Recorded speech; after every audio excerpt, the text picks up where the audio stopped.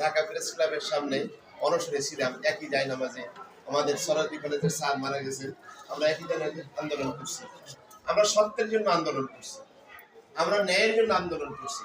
আর যতদিন বেঁচে আছি সত্যের পথে, ন্যায়ের পথে থাকবো ইনশাআল্লাহ। ইনশাআল্লাহ। ধন্যবাদ সবাইকে। আসসালামু আলাইকুম।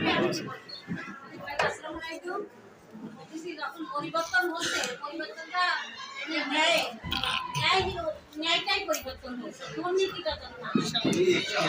আর একটা হচ্ছে যে পার্টি ক্ষমতা যায় সেই পার্টি তারা সঠিক করে, এই জিনিসটা হোক, এটা তো ইসলামে নাই।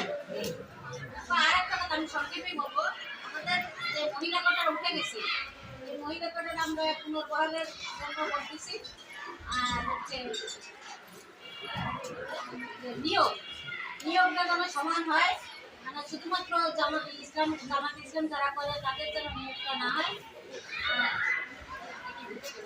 আচ্ছা, সবাইকে ধন্যবাদ।